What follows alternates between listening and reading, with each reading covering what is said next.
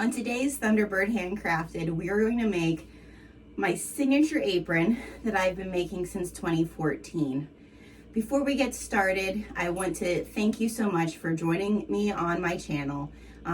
This second video that we're posting has a lot of meaning behind it, and I want to share that with you because one of my big beliefs is that the sewing is the healing part, and recognizing where is the healing happening.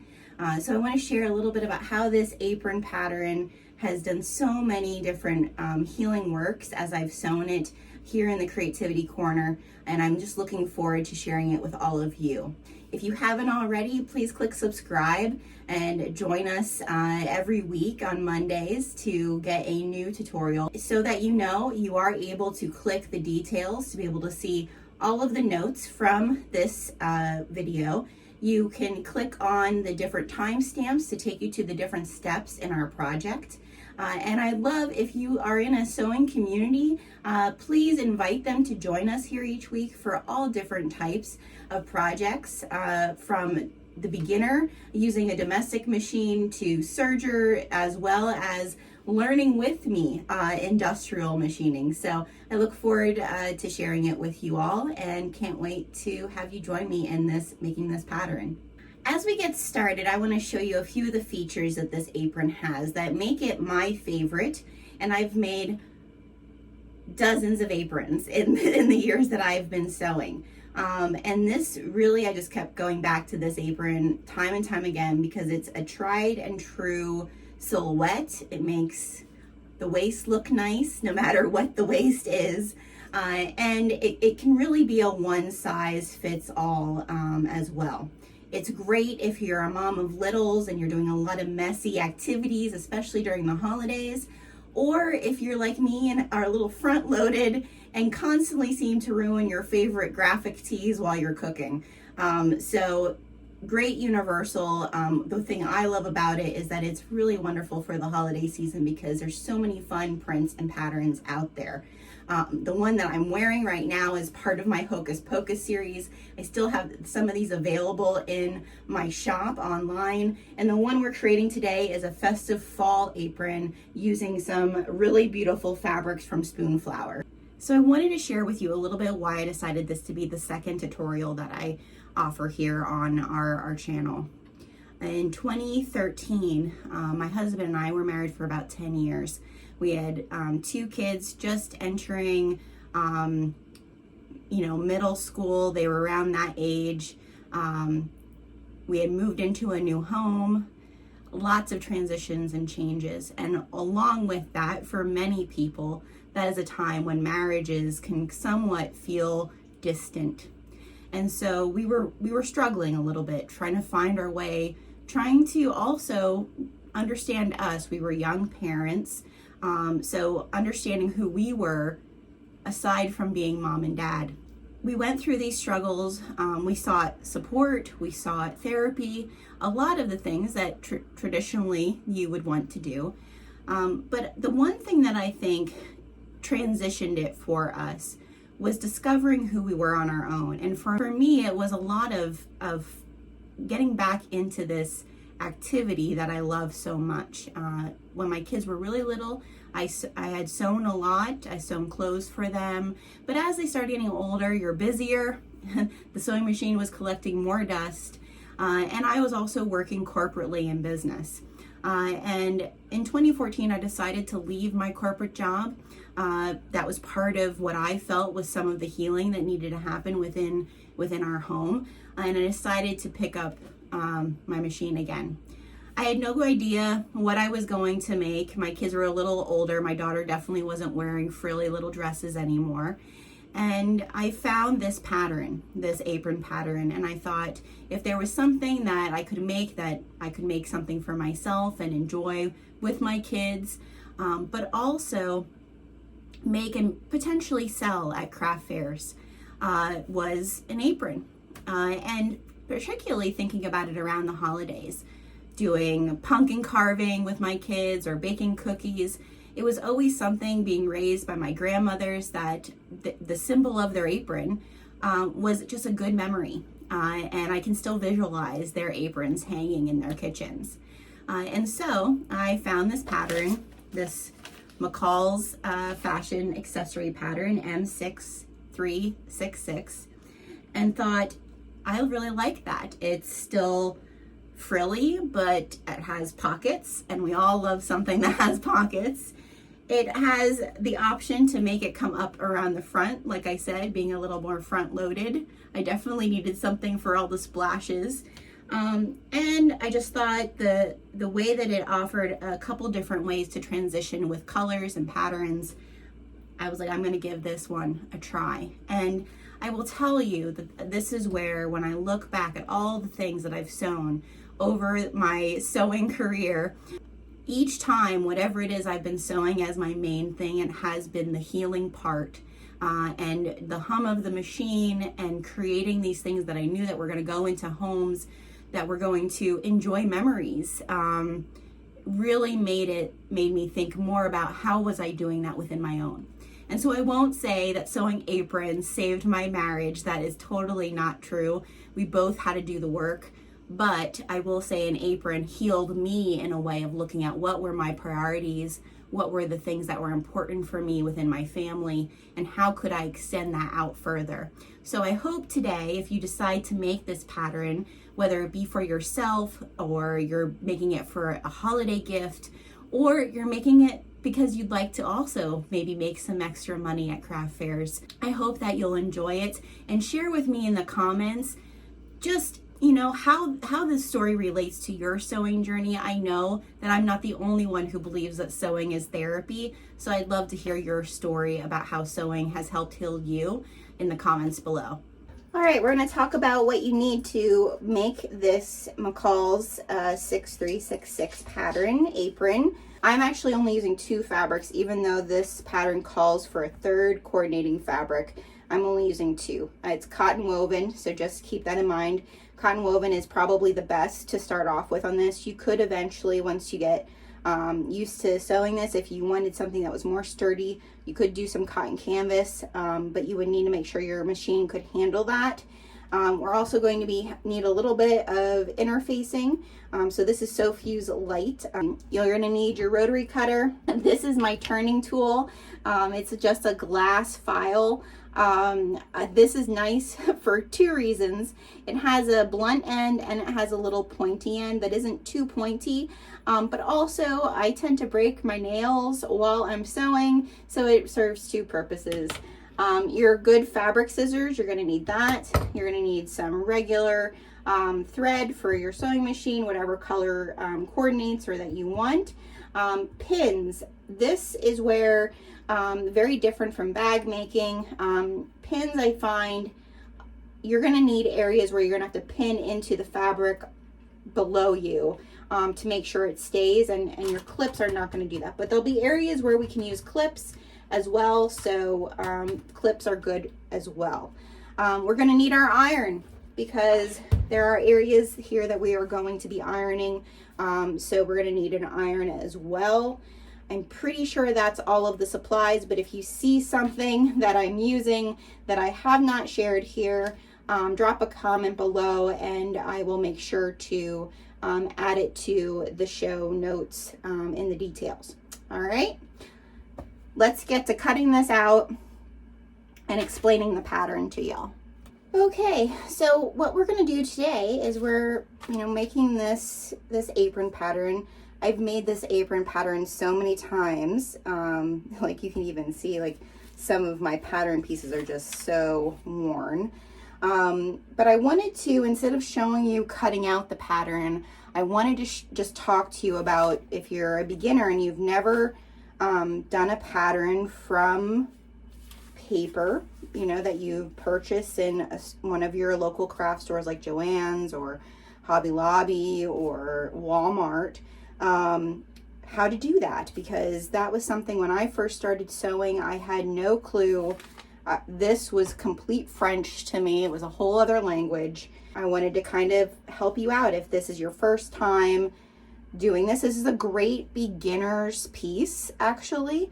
Today we're going to be using both my domestic Singer machine as well as my Singer serger, but you do not need a serger to do this project, okay? You can just use your regular domestic machine for it. There might be some areas where you need to take some time because the thickness will be a little thicker, but you'll be able to do it just fine on a domestic. So let's get started about your pattern. When you get your pattern in the store, okay, it's going to have all the pieces in here. You have to cut all these out. So I suggest not using your fabric scissor. Use a scissor specifically for paper, okay? And this pattern is the M6366. That's the number of the pattern from McCall's. I am pretty sure this is still in production. I'll put a link to it. So there's 3 different aprons you can make with this pattern, A, B, and C. So I'm going to look here along the side, and I'm going to look at B, and I'm going to look at what size do I need. Now, I have made this for so long that I really just focus on making it more in the large area, just because it fits nice. These aprons are kind of a one size fits all, that because you can wrap them and tie them tighter around your waist if you need to. So we're going to look at this and we're going to see, okay, I need B fabric. I need 5/8 of a yard. The first fabric. 2B, I need a different kind of fabric. That's another 5/8. And then another kind of fabric, 3B, that's 1/4 of a yard. Now I'm just going to be using 2 different fabrics today, these 2 fabrics. I do usually use 3 different fabrics, but I felt like the patterns that I had, it would look fine just using 2. So as you dive into this, you'll start finding, you know, what you like and how to do it. But so that you know which fabrics go where, so that when you're trying to coordinate it in the store, you'll see that the 1B fabric is this here, this center strip, okay, and the ruffle around the bottom. The 2B fabrics are the straps that go wrap around the back side of the pockets and the top of the neck straps. And then your other fabric is going to be the main center part. So just so that you can know which is what, that's going to help you determine that, okay? So it also has down here 4B. If you wanted decorative buttons down the side, we're not doing that today. You could do that. Any notions, that's what that means. Also, it'll tell you suggested fabrics, so cotton blends, novelty cotton prints. This is great, again, for your cotton woven fabrics. You could do a cotton canvas to make it a little heavier and a little bit more structured, but I've always made them out of cotton woven, and they've turned out beautifully. So that is how you look before you even open this pattern that's in the store. If you're buying the fabrics, this is what you want to look at. You want to look at which one are you making, what size are you making, and then come down and see, okay, I need this much fabric, this much fabric, this much fabric, and how many different patterns or colors do I need. We're also going to need a little bit of fusible interfacing, and it's saying here that you only need 7/8 of a yard. If you're buying fusible interfacing and you're starting sewing, I highly suggest just buying a yard of a fusible interfacing, a light fusible interfacing, especially if you're going to make more than one of these, you think, because you're going to use fusible interfacing for a lot of things. And if you have a coupon, just buy a yard instead of 7/8 of a yard. So that's before you even open it. So once you bring it home and you open it, you're going to look at these pieces first before you even start cutting out, because quite honestly, you might not need to cut out all of your pattern to do what you want to do, and that saves time. So here's the front. So I'm deciding, I know that I'm going to be making the B pattern, okay? So I'm going to come over here and I'm going to find the B. Apron B here, Apron B, Apron B, okay? And in here, I'm going to see the numbers.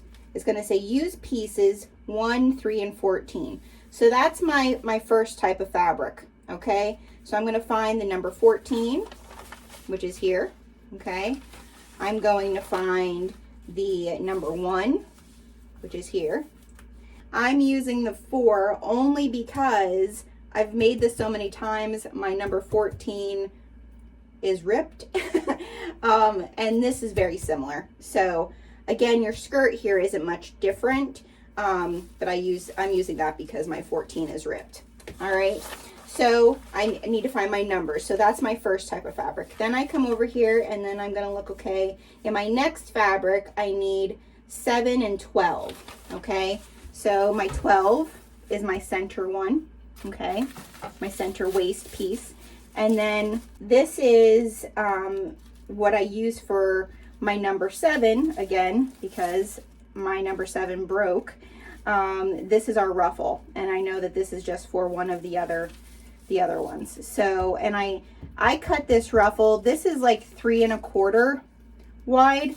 I cut it 3 1/2 wide just because I like it to have a little bit more of a bigger ruffle on the bottom than what this cuts out. But it still becomes really beautiful by doing it with that size.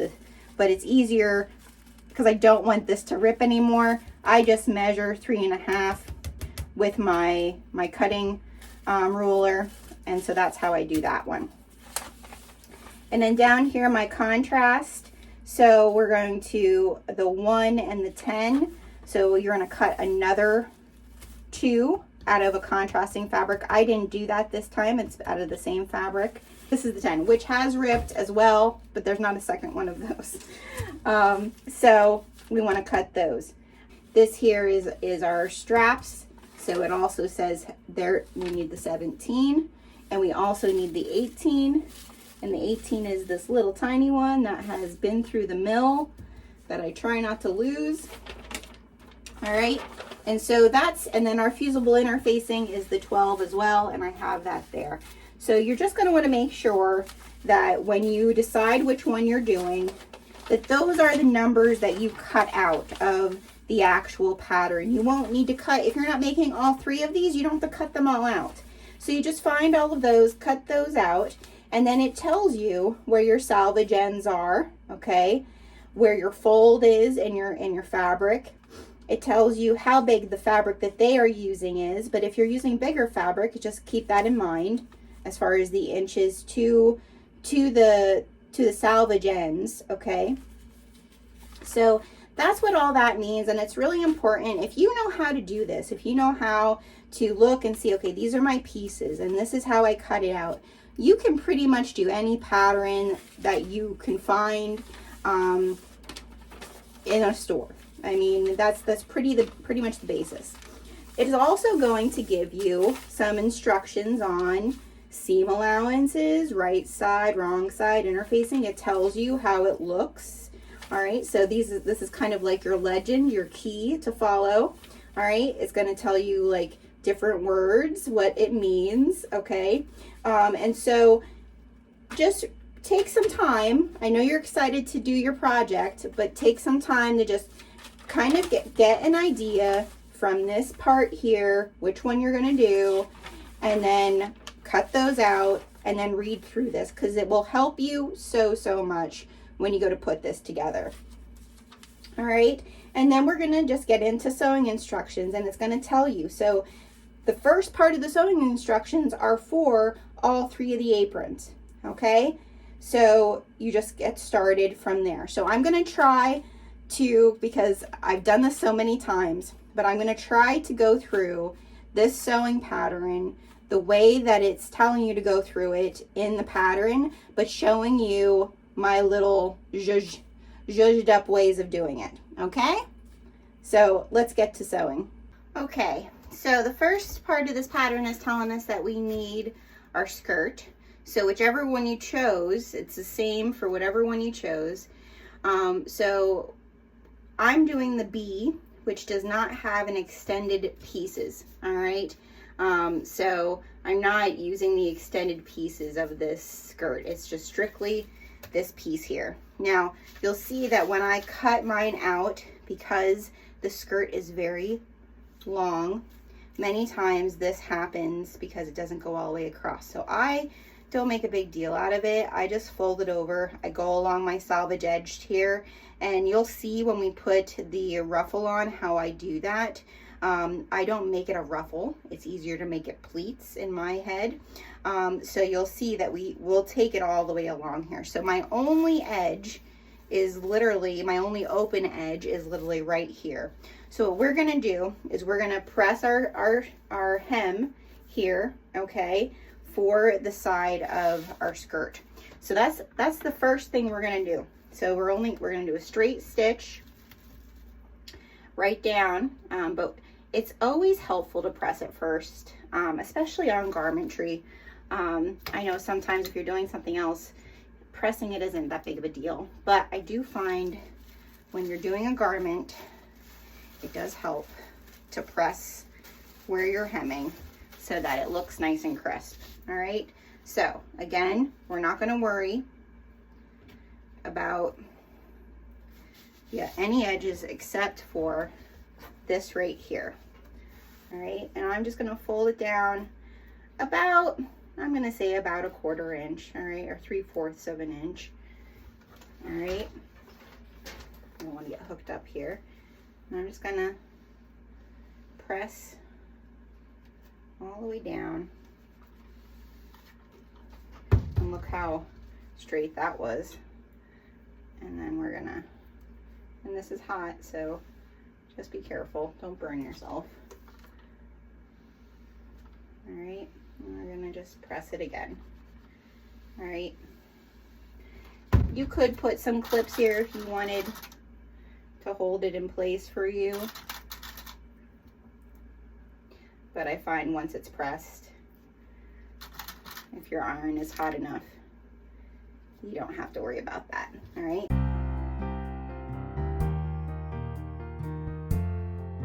Okay. Now you see how I have a bunch of wrinkles here. What I will probably do is I will fold this and find center again, because we're gonna want to know where the center is in this. And I'm going to iron this so that it's more crisp than what it currently is.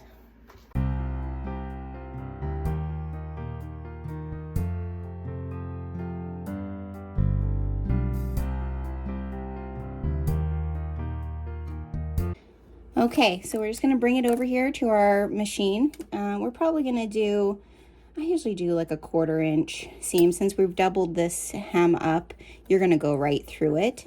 So we're just going to, I'm going to take my clips off because it's already pressed. So you're just going to back stitch at the beginning and the end, and we're going to go straight down through.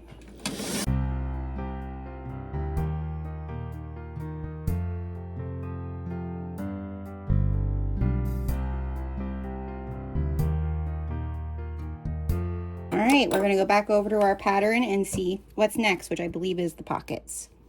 Okay, so the next part is sewing your pockets and then placing your pockets. So again, if you followed the pattern, you're going to have 2 of one fabric and then 2 of another coordinating fabric. But I did not follow the pattern.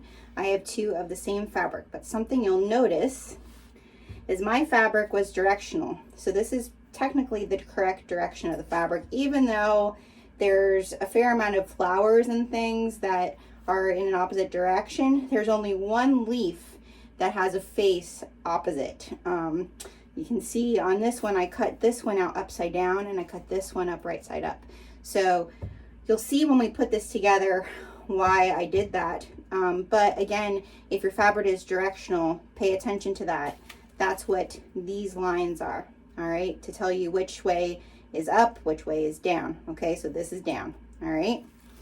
Okay, so I'm gonna just press these guys quickly, just because they need a little bit of straightening out. Okay. And then we're gonna take them and we're gonna put right sides together. Okay. And right sides together. Okay. And if there's any, like I just pressed them real quick, we're gonna press them again. But you can also use clips here as well, because what we're gonna do is, this is the bottom. So I wanna make sure I'm looking at, okay, this is the one that's going the right direction. I wanna keep maybe, I just eye it up, maybe like a 3-inch opening at the bottom here, because that's how we're gonna turn it right side out.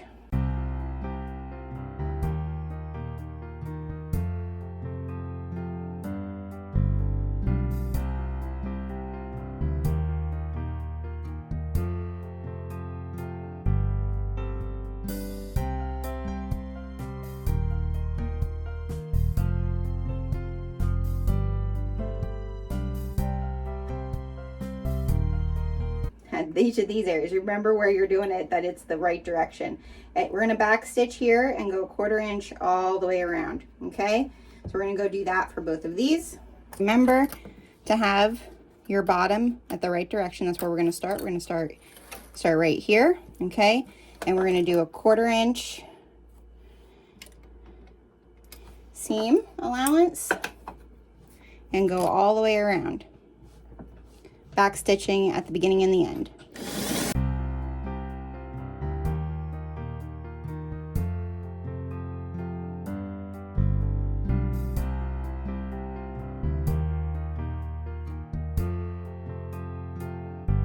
Okay, so now I'm just gonna clip my threads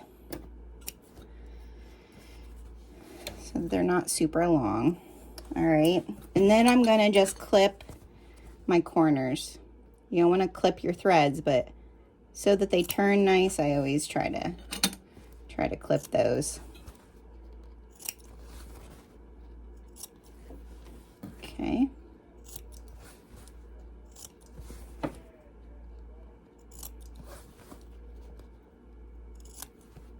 Now what we're going to do is we're going to turn these right side out. So just take your time.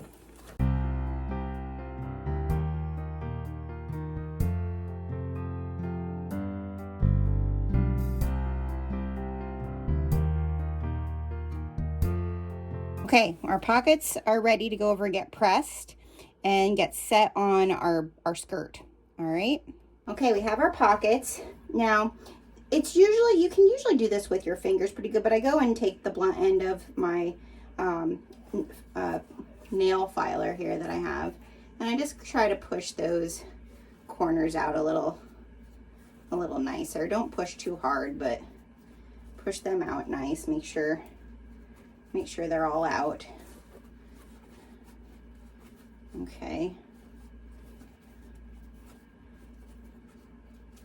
And then I'm gonna go here where my bottom, where we pulled it through, and I'm just gonna try to make sure that that's laying nice and flat. And I'm gonna look at the side that's gonna be up, so that's this side, since this is directional. I'm gonna just make sure that it looks real nice when I'm gonna press it. I don't have here, I have a clip. I'm just gonna put a clip there for a second till I kind of finger press it till I do the next one. And that's the upside down way. Here's the right side up. Okay. So now what I'm gonna do is I'm just gonna take my iron and I'm gonna press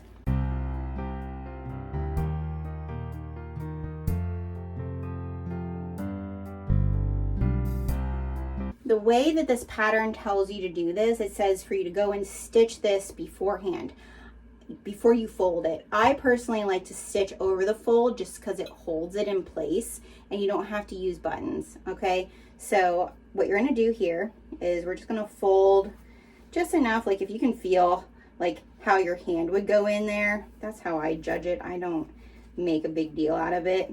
And then I fold it like that. Let's see how many inches that is there. So it's about 3 inches, 2 inches. It's about 2 inches. Yeah, it's about 2 inches there. It's gonna be a little more. It's like 2.5 up here. It's because this isn't a complete square. Okay, And then I'll just iron that down so that it's easier to sew, okay? So there's one. Now we'll do this one.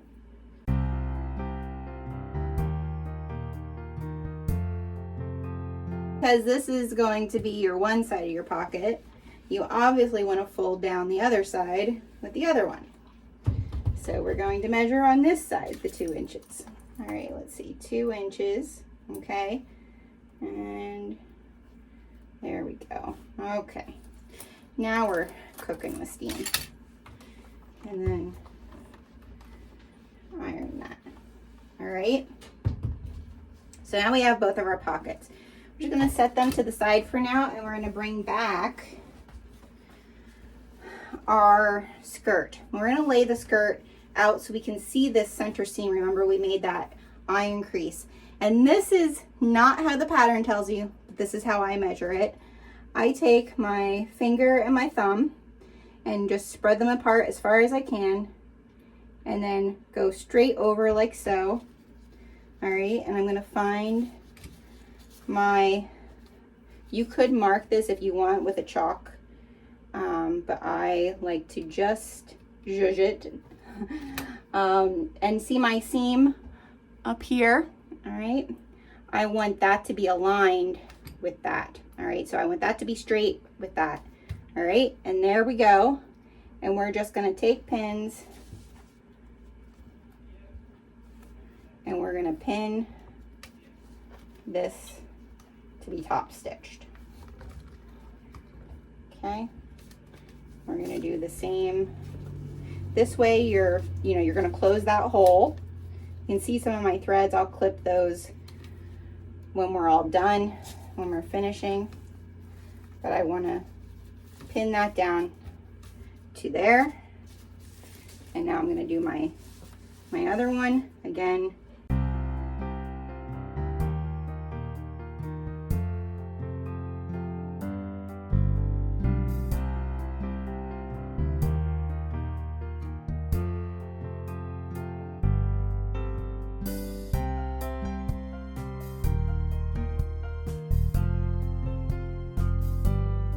A 1/4 inch top stitch just around this fort, and we're going to back stitch over the tops of this folded area of our pocket to hold it down so that it doesn't rip out. Bring our skirt over. We want to make sure that these stay folded, okay?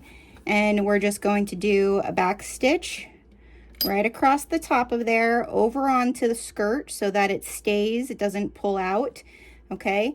And we're going to do a 1/4 inch top stitch all the way around up to the top of the other corner where the pocket folds, and back stitch there onto the top of our skirt, okay?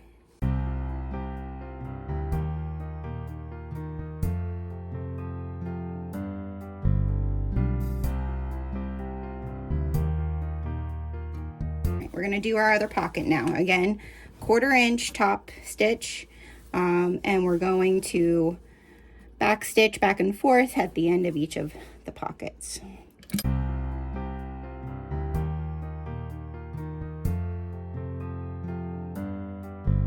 There we go.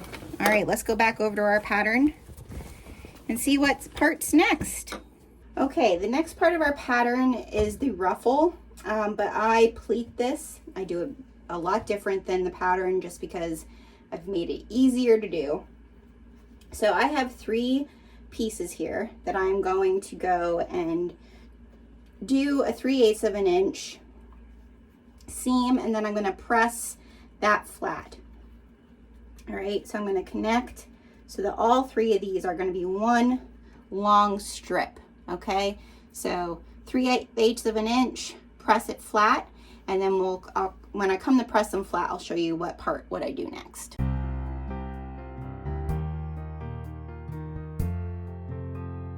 This next part I do on my serger, but before I had a serger, I did it on my domestic machine. So what you're gonna do is you're gonna fold these right sides together, okay? Just like this, all right, all the way down. So if you wanted to clip this the whole way down, you could completely do that. I am not going to do that because I'm going to be doing it on my serger, and quite honestly, you probably don't need to do it either if you're doing it on your domestic machine, because we're just literally doing a 1/4 inch seam from the top to the bottom of this long piece, okay? And then the fun part is turning it right sides together, birthing it. We're not closing either end, okay? Keep that in mind. We're not closing either end of this. We're just going straight down it. Then we're going to turn it right side out, and then we're going to iron it flat, okay? And I'll show you from there what comes next. Okay, so we're here at the serger, and we just have it on a basic overstitch. It's not cutting the hem or anything like that. If you, like I said, none of this pattern needs to be done on a serger, but I've found, since having a serger, this part on this pattern and a few of the parts, that it makes it so much easier and also holds your stitches really nicely. Again, you do not have to do this. You could just do a straight stitch on your seams for this whole pattern.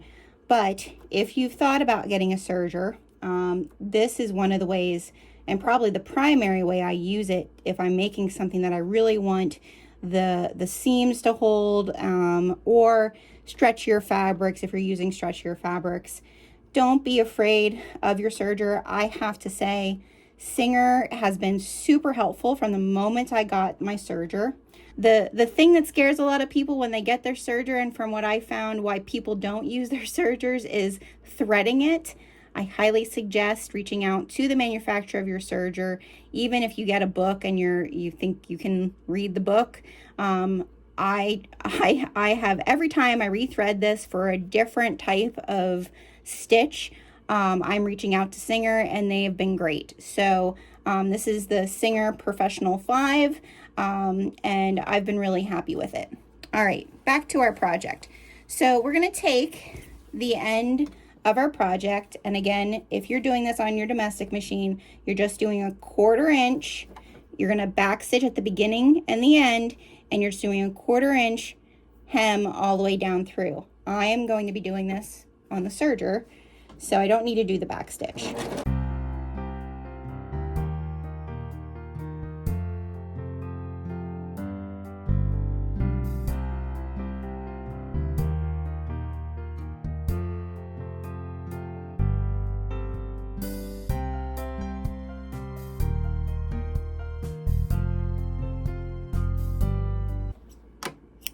Okay, now where I forgot to tell you to get one of these, but you're going to want to get a safety pin, probably a bigger size safety pin. I have to go look for mine, because that's what we're going to use to turn this right side out.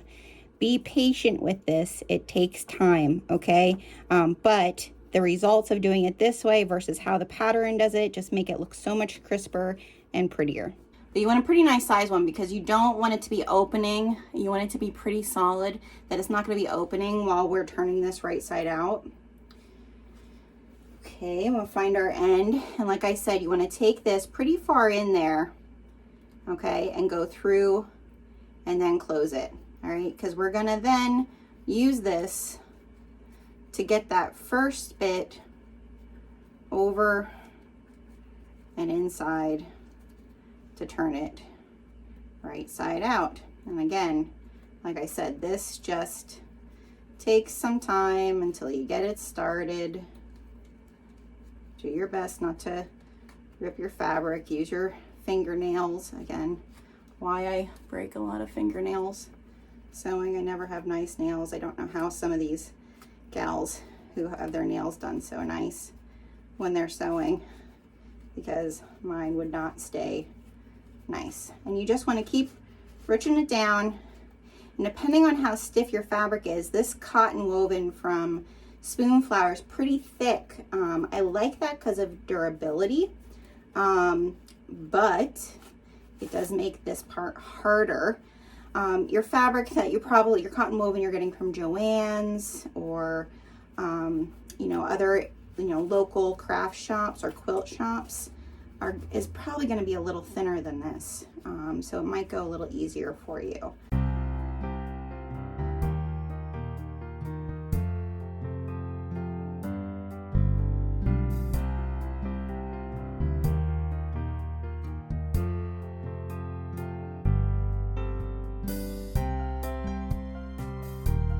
right, now that we have this out, we want to get our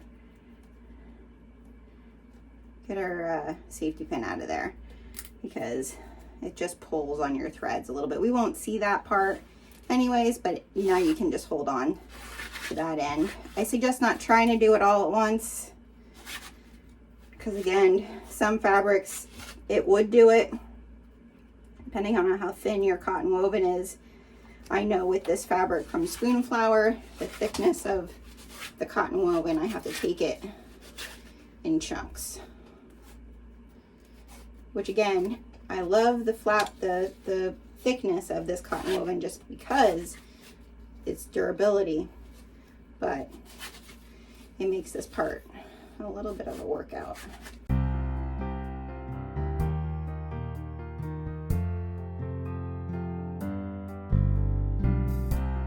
Okay, oh, done. Like I said, it takes a bit, but you're gonna love the result. Better than what the pattern tells you.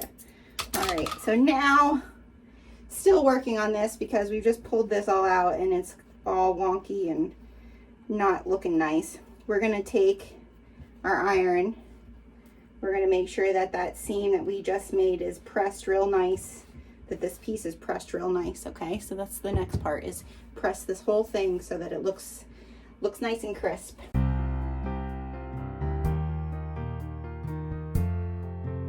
And if you see how I'm like kind of rolling the seam so that it's laying flat, that's what you want to do if you're having trouble. Just kind of take your fingers and kind of roll it back and forth.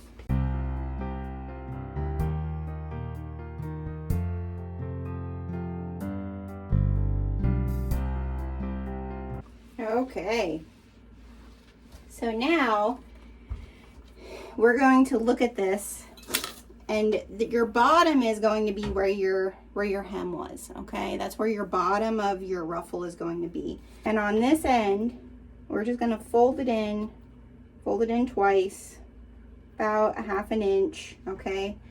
And I'm going to just stitch back and forth, you know, on each end, right down through the center, so that I have one end has been hemmed tight, okay? Just like that. I'm just gonna put a hem right across there. All right, and then I'm gonna show you how we add this to your skirt. We want that hem to be the bottom of our skirt. All right, we don't wanna be sewing through this. All right, we wanna sew through the end that's just folded. So I'm gonna go hem this real quick and then we'll come back and we'll pleat this so it makes our ruffle. You want where your hem was, okay, for the bottom, the thicker part of this, you want facing you, and you're gonna line it up together on our skirt here. So we're gonna use clips. It's the first time I'm using clips on this, but what I do, because this is long enough, it's gonna make it, I usually gauge my pleats that they're about, where's my ruler? So that you can, if you're very specific, I usually gauge them that they're about 1.5 inches. And so I'm just gonna fold 1/2 inch over. Yeah, about 1/2 inch over. So 1.5 inches this way, then 1/2 inch over. And I'm just gonna do that all the way around. So 1.5 inches, 1/2 inch over, okay? And I'm gonna do that for this whole thing. And I would usually use pins on this because I'm gonna use my serger to do this. So I'm actually gonna switch out to pins on this. But if you're using your domestic machine, I would use clips, because you're gonna do a straight stitch about 3/8 of an inch in, all right? 3/8 of an inch inseam. And then after you do that, you're going to do a zigzag over top of that, but you're going to want to take it really slow. If your machine is not one that likes thicker things, you're going through 3 layers here. So just be mindful of that, but it can be done. And the zigzag stitch is really just for this, your skirt piece, that we don't have any type of hem underneath to keep that from fraying. But I'm going to switch to pins. When you get to this turn here, you might have a little bit of a bigger pleat there. That's okay. I just do kind of like a triangle pleat, just because I know I have to get through, turn it around there.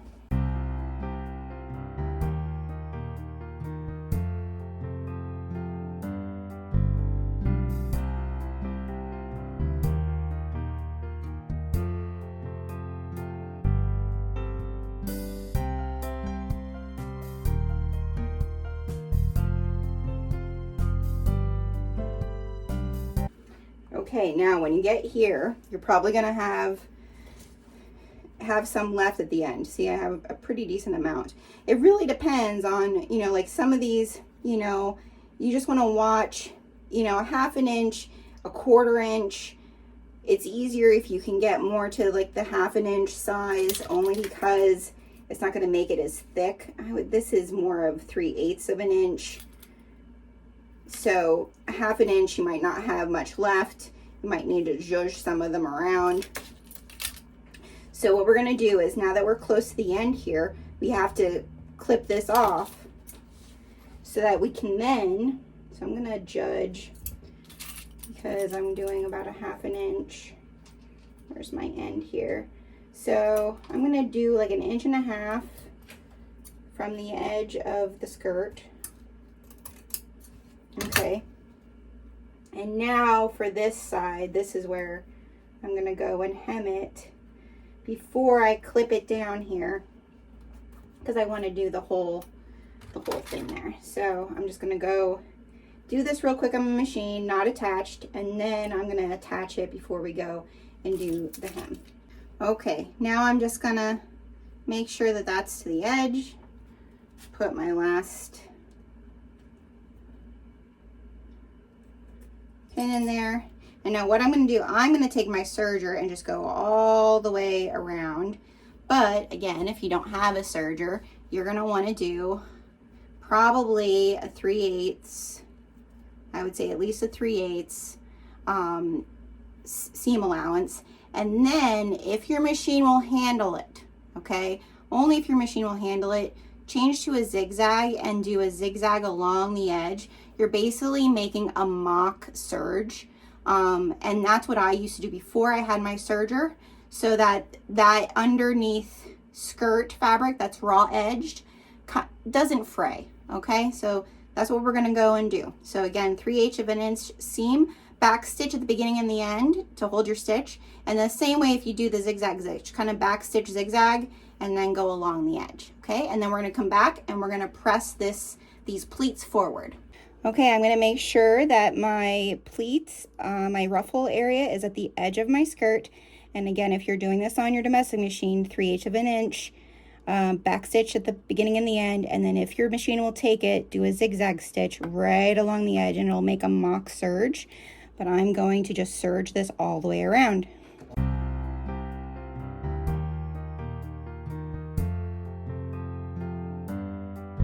So I have to kind of zhuzh it in there because I'm right on a pleat. And I'll take it to the end. There we go. So same thing, just take it slow. This is a, you know, pretty decent thickness depending on your machine. You know, again, that's why we didn't want to do it here on the edge that we did the hem on our pleat, because that would have been 1, 2, 3, 4, 5 pieces of fabric that you would have to go through. Right now you're only having to go through 3. Okay, so we have our ruffle on. Now we have to press it so that it looks nice. Look how pretty that looks now that it's all done. So we're just going to go and press all around so that seam is pressed towards your skirt. Okay, so we're just going to go all the way around, pressing those down. If you wanted to, I am not going to do that. You could, if your machine will do it, you could do a top stitch all the way around to hold it there. That's really up to you if you would want to do that. Okay, so now in our pattern, now that we're done with this, it's telling us it's time to do the waistband. So what we're going to do is we're going to interface the right side of our waistband. I do believe this is where it does not tell you to do it like I am showing you. This was something that I kind of added to the pattern because I think it just finishes it really nicely. So we're going to interface the one piece of our pattern. If you did not do this, I'm sorry I didn't say it from the beginning. You want to cut 2 of your fabric for this and 1 of your interfacing. All right, sorry if I didn't give you that at the beginning, but this is how I line this piece because it gives it more structure. It also allows you to hide your tails of your the wraparound bow to tie it on. It allows you to hide it nicer. So you want to cut 2 of your fabric for this and 1 of your interfacing. Sorry if I'm giving you work that you have to go back to do. But what we're going to do in the meantime, I'm just going to interface. The one that I want to the front is the one I'm going to interface. Okay, so here are our waistband. As you can see, I've used this pattern so many times. All right, so because my fabric had a specific direction, I want to use, I think I'm going to use this one so this one here, the one that's going to be my lining on my back of my waistband, I'm going to just set that to the side. All right, I'm going to just iron the one that I'm putting to the front. I'm going to iron it a little bit so it's looks a little better than what it is. Give it a good press to get all those wrinkles out before I do the interfusing on it, or you might end up with wrinkles with your interfusing.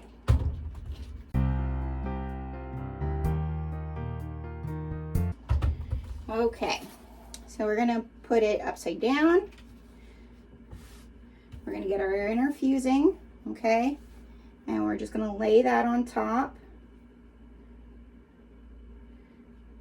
Okay, sometimes it's good to get a piece of fabric to lay on top of your interfusing so you don't get any residue from the interfusing onto your iron.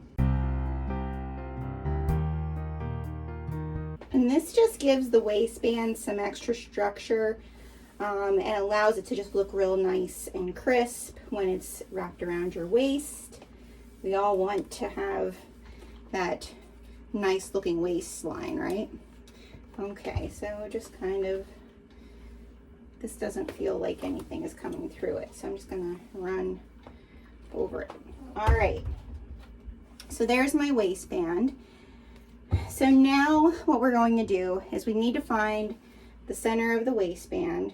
So you want to just put it together, and you could just real tiny find the center, make some clips. I don't want to put a crease there now, but I do want to find the center of my waistband because I'm going to need it on the top and the bottom. Okay, and I'm going to grab my skirt, and since we did crease down the center of that, we are going to see where we crease that, so that's where we want to, because we want it to be facing this way. Once it's right side up, I'm just going to find where I just creased, and I'm going to clip, and then I'm just going to work my way around to both sides. All right. Now again, 3/8 seam allowance and then a zigzag stitch along it will be really helpful. I am going to serge this, and you are going to have an edge, okay? You are going to have excess here. You don't want to clip that off, just leave that there on both sides, okay? Okay, so now on your domestic machine, you're gonna back stitch at the beginning and the end, okay? Leave your excess on, 3/8 of an inch in, and then if you want to finish that edge a little nicer, you could do a zigzag stitch. You do not have to do a zigzag stitch here because we are gonna be hiding this seam with the lining of the back of this. So if you don't want to do that, you don't have to at all. If you want to, it's up to you. But 3/8 of an inch back stitch all the way in, back stitch at the end.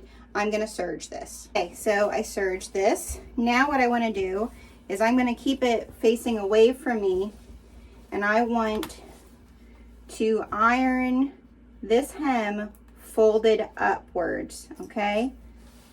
All the way, even the excess here.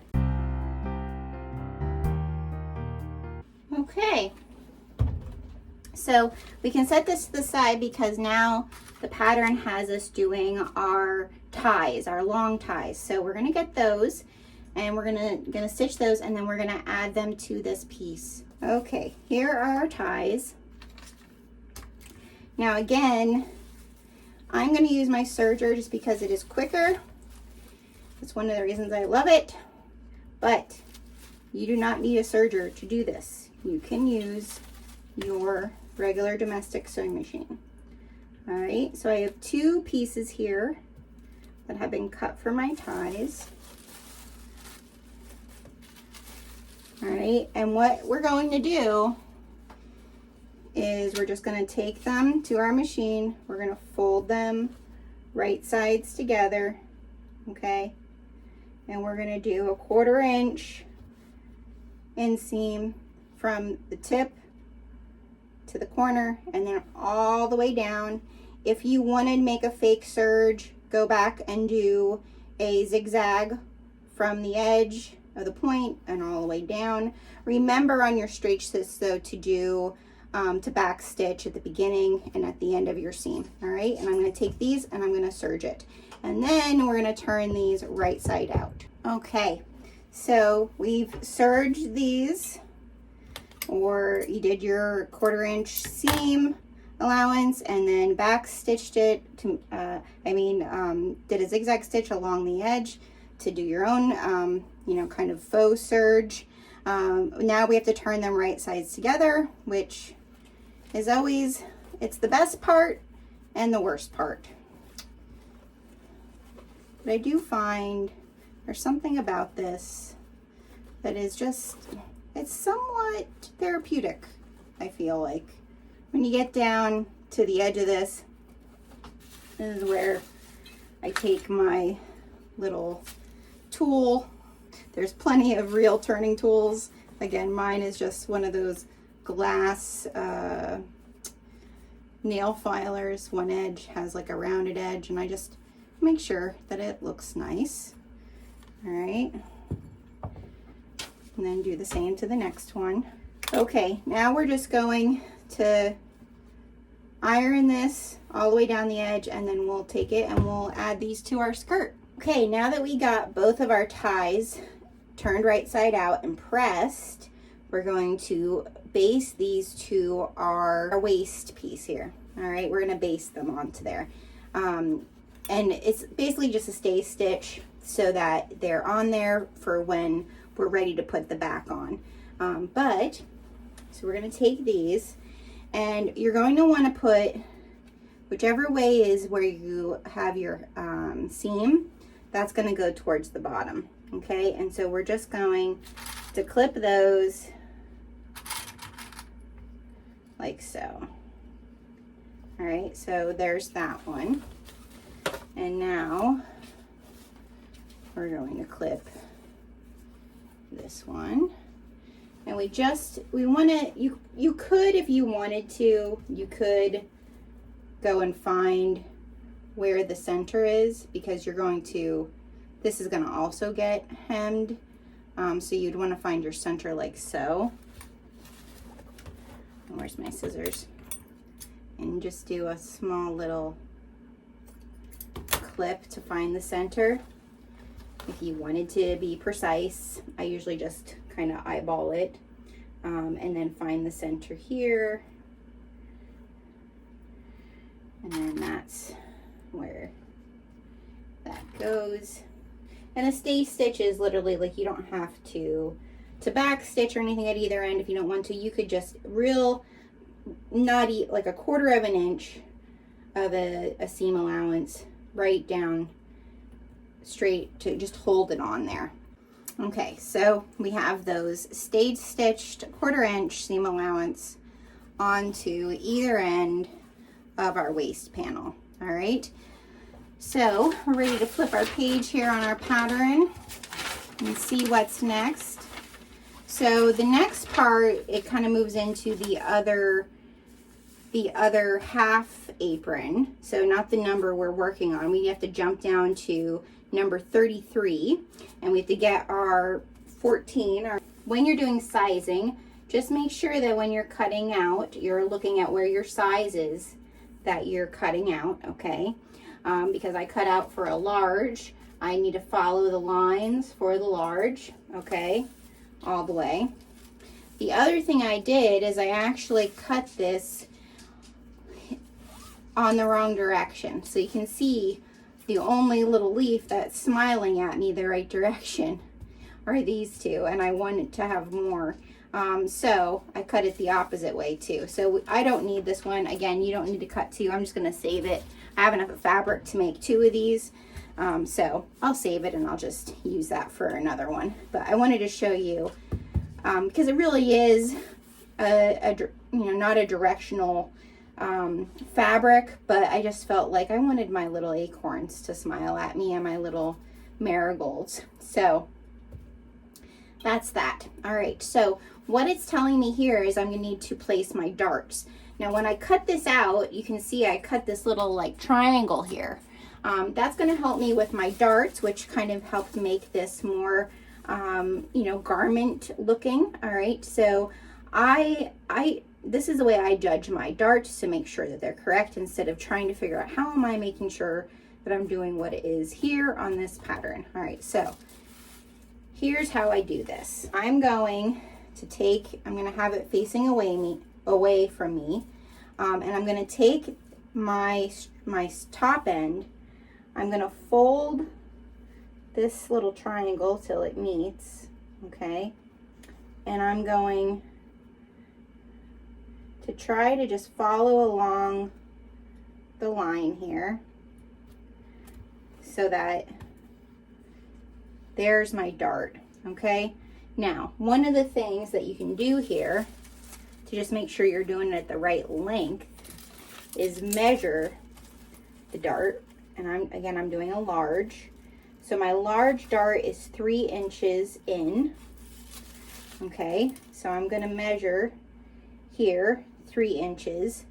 And usually what I'll do is I'll put a clip or a pin right at the very end of that so that I know that's where I want it. Let me move it a little bit more. Okay. And what I'm going to do is I'm going to start my stitch here at the bottom of my triangle, and I'm going to go on an angle to here. All right, and go off and then back stitch at both places. So we're gonna first iron it so that it's nice and crisp for us, and we're gonna do the other side as well. Okay, and again we're gonna stitch from the corner here down. Okay, so we're gonna go do that over at the machine. Okay, so you can see it a little bit better here probably. So you either can start here and go down, or start here and go back. Okay, so I like to start at the corner of where that is and go down. You're going to want to back stitch at the beginning and the end. I kind of just keep my finger there so that I know how far I need to go. Now we're going to go back over. We're going to press these flat, and we're also I am going to serge my ends now. I'm going to serge all along the outside seam, and I'm going to serge my neck seam. If you don't have a serger, you're going to skip this part. You're going to actually go back. You're going to go to the next step that I'm going to show you, which is ironing this in. All right, about 3/8 of an inch. I'm going to show you, since you'll have a raw edge here. I would use it's like a seam edger that it kind of keeps this out, try to stay crisp so it doesn't fray. That's the reason that I do the serging.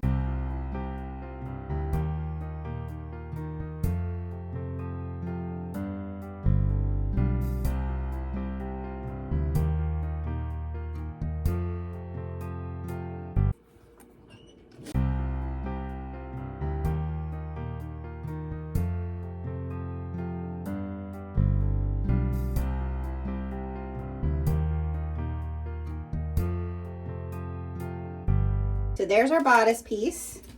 Again, like I said, if you don't have the serger, like I did for my seams, just iron it down, stitch it, okay? And then take your fray check and go all along that edge, go all along your neck, and go all along this edge, okay? And then you're gonna have to let it sit. I think it takes, I usually let mine sit for like 5 minutes or so, just so that it kind of, you know, it dries a little bit for you, okay? All right, so we have this part done now. Now we're going to add it to our skirt, okay? So this is where it's good to know your center on here. We're gonna just fold that and find our center seam. Don't need that guy anymore. Okay, just a tiny little mark so that we can line it up. All right, so there's our center there. We're going to put it face down, okay? We're gonna line that up. And now again, I'm going to take this and serge it, but you do not need to serge this, okay? You would just want to do your 3/8 of an inch seam allowance, okay? You could do a zigzag across if you really wanted to, but you do not have to because this is going to be hidden, all right? Because we're going to add that lining in then, all right?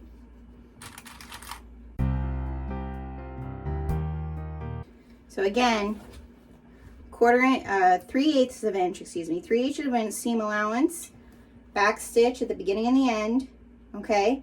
And if you wanted to, you could do a faux serger stitch with a zigzag, but you do not need to. Okay, so we now have this seam stitched, all right? What we're going to do is we're going to flip this around so it's backwards. Okay, we have it looking at the opposite side. Remember, we ironed this hem that's attaching the center panel, the waist panel, to our skirt. We ironed that upwards. We're gonna iron this one downwards, okay? We want them to be ironed towards one another, okay? So we're gonna just, I like to finger press it a little bit first just to get it going.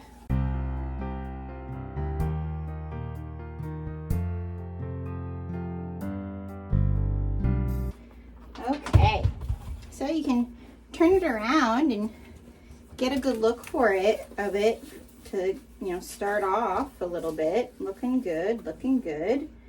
Okay, make sure that that hem is going downwards. Looks nice, looks nice. Okay, so next on our pattern is our straps. All right, those are our last pieces that we have to do. So we're gonna set this aside and work on those. So here's our strap pieces, okay? So we have 18, and I'm not sure which one they tell you to use here, but I'm using 17, and I always make the straps, no matter what size apron I'm making, I always make the extra large neck straps because you can always use more length in these. All right, and so what we're gonna do here is, this is the tricky one, so I'll show you how to do this over on sewing machine. I'll show you how to do this one because this one has to be kind of like folded weird, so we'll play with that when we go over. This one here, we need to do exactly like we did our long ties. We're gonna fold it in half. We're gonna do that 1/4 inch seam allowance, and if you want to do, and I recommend, just because it is strap, to do the faux serger if you don't have a serger, and we're just going to go from beginning to end to the corners, okay, to do that. So, and then we have to turn them right side out. So we're going to do that, and then we'll do these so I can show you over at the machine. Okay, so to show you how to do this, because it's different. All right, we're going to pull this corner, these two corner pieces together, okay? That's how this is gonna look here. And we're going to fold this so that it makes it straight. But when we flip this together, it's actually going to be turned. All right, so you can kind of see I have just a little tiny pleat there so that this meets this, like so. All right, so this is kind of tricky. You have to kind of go down through. You gotta hold it a little weird. So I'm gonna go and I'm just gonna do a quarter inch stitch, just like right along my foot there, and I'm gonna bring it down to the bottom. All right, and I'm gonna hold that little pleat. Now the other.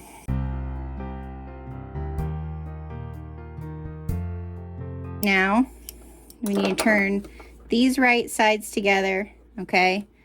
And we also need to turn these right side together.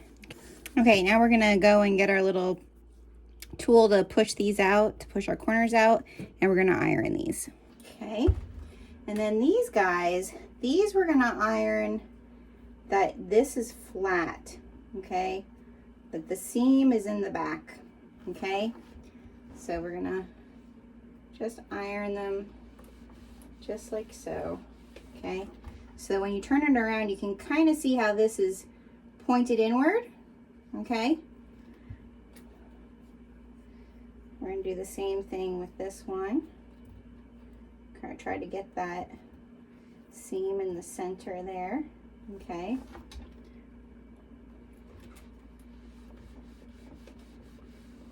All right, and see how that one's, they're pointing opposites. So you can kind of see why, all right? Because this is your one side, this is your other side. They're gonna be attached to your straps like so, okay? And so your neckline kind of, you know, it follows your neckline, all right? So first thing we're gonna do, we're gonna set these aside. Don't lose them because they're small pieces, all right? We're gonna bring back our apron. And the first thing we're going to do is we're going to stay stitch our straps to our bodice, to our top of our apron. All right, and what you want to do is you want to make sure the seam is towards the inside, and we're just going to line them right up, and we're just going to do a 1/4 inch seam allowance stay stitch on both of these. Okay. And bring over to your machine, okay? Bring over to your machine these two pieces. But again, set them someplace that they're not gonna get pushed around and lost, because we're gonna need these. Okay, we're gonna stay stitch just a 1/4 inch seam allowance right across. You can back stitch at the beginning and end if you want. You wanna find where's your neckline, okay? So we're going to use the one that opens that direction for your right side, and the one that opens that direction for your left side, okay? So I'm just going to put my left side aside for now. You're going to get out your trusty big safety pin. You're going to put it through the top here, okay? And we're going to slide this over top of our strap.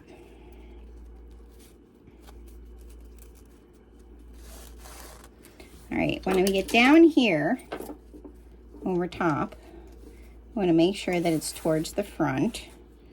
All right, that our seam, remember we have the seam in the back. And we're going to just kind of get over top of that seam here. And this back one kind of already, like, see how it's folding itself under? That's good, so that we don't have to try to fold it under.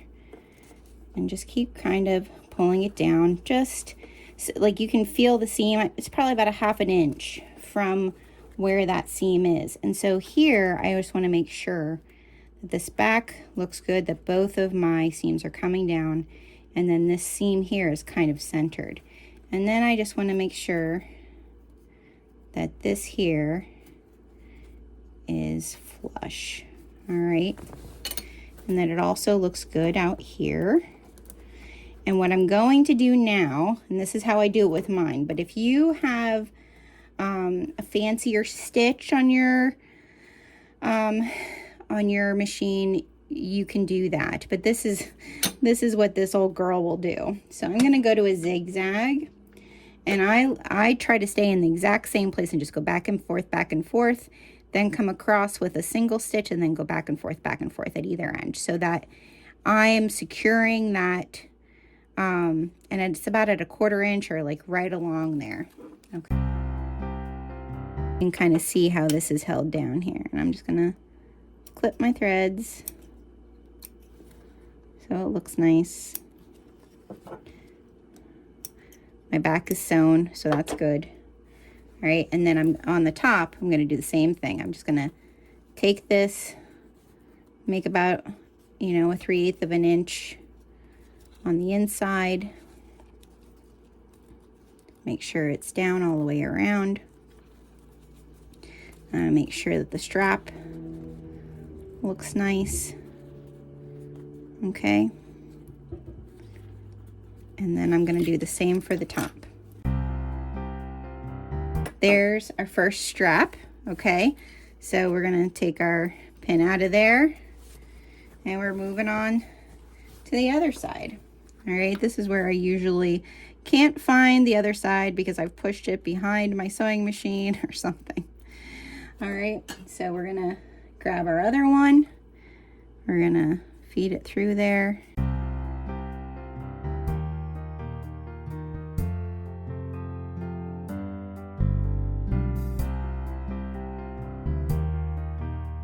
So now we have our straps all finished. Now we just need to finish off our waistline. Okay, so let's take it back over to the table, because now we're going to need to pin for the waistline to bring it over and top stitch it so that it looks real nice. All right, we're going to just set this aside for now, and we're going to get that second panel piece for your waistline, the one we did not fuse with the interfacing.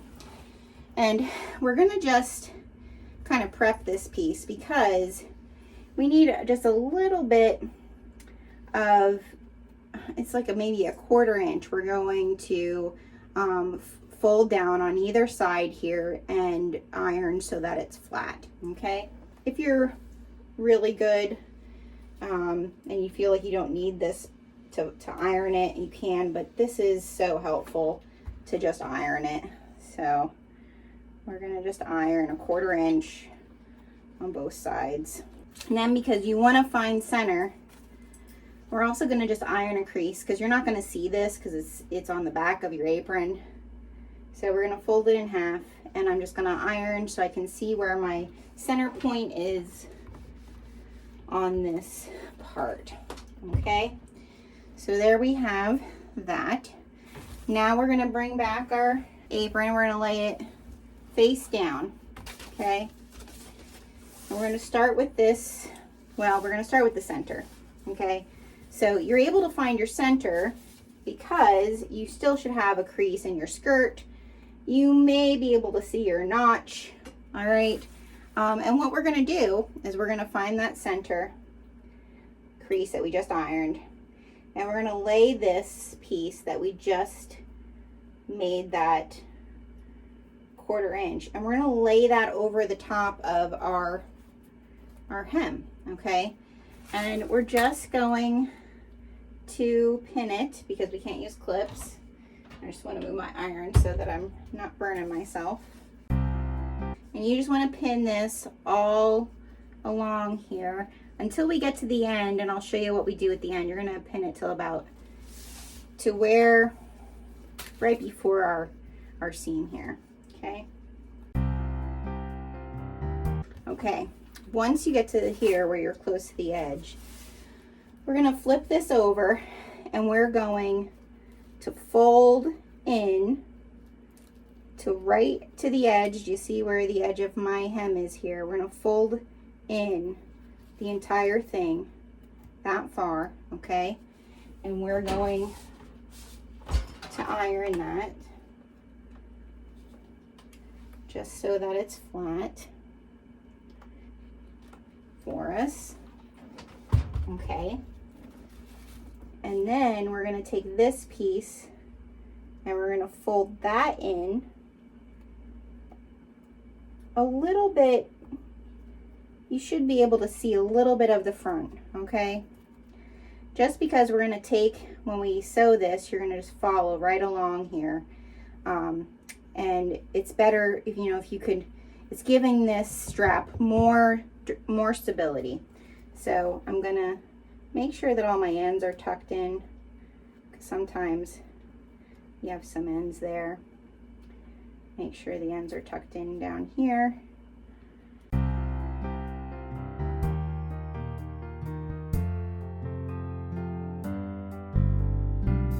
So we have the lining to our waistband in. Now what we're going to do, like I said, is we're just a 1/4 inch following the edge of our foot on our machine. We're just going to do a top stitch, but your bobbin thread is going to end up being your top stitch on the outside. So you want to make sure, this is the thing, you want to make sure that the edge of your foot, and I'll show you when we get to the machine, you want to make sure that it's following this so that it's both catching the fabric and also going right along the seam on the outside. We don't want to go over that, and we don't want to go too far inward, okay? So just watch me when we get over and take your time.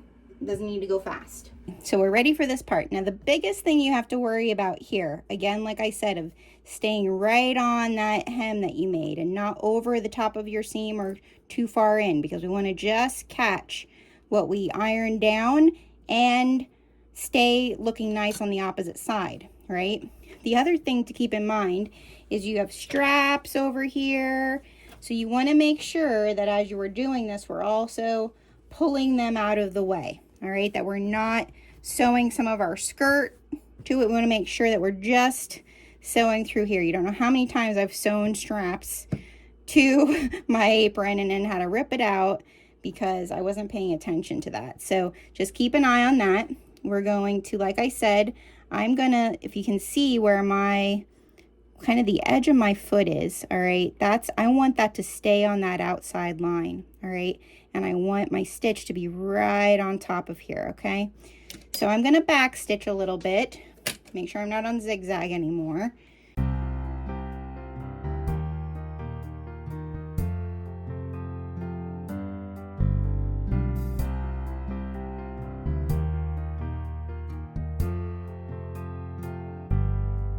As you can tell, you're dealing with a lot here right now. But I just want to show you. You could use a stiletto to help you keep your seam. I probably should have done that. And I wouldn't have these oopsies that I have at the top. But you can kind of see how here I had a little bit of an oopsie. And then here I got off my seam. So it is what it is. I'm not too worried about it. The main reason for this is just to make the apron sturdier. And I always add my tag.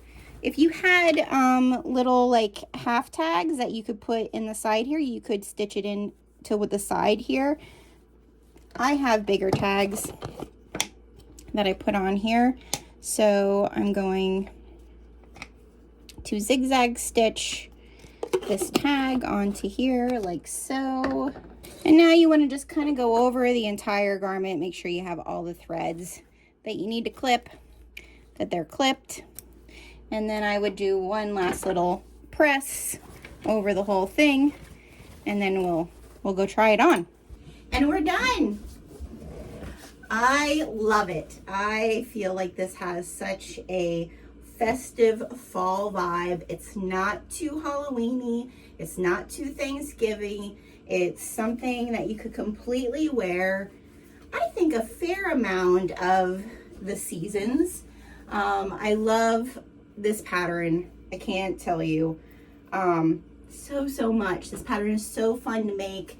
I promise you, once you start making it, you're going to make several more. The thing I love about this too is it comes around, and if you're one of those people who likes to kind of wipe your hands along the sides of your pants while you're cooking, you're covered for that. If you're wondering, I am a size 16-18, and like I said, this is the extra large bottom, and I did the large top. So you can really customize and make this for yours. But I will say that this size in particular at craft fairs was pretty much what I made the majority of the time.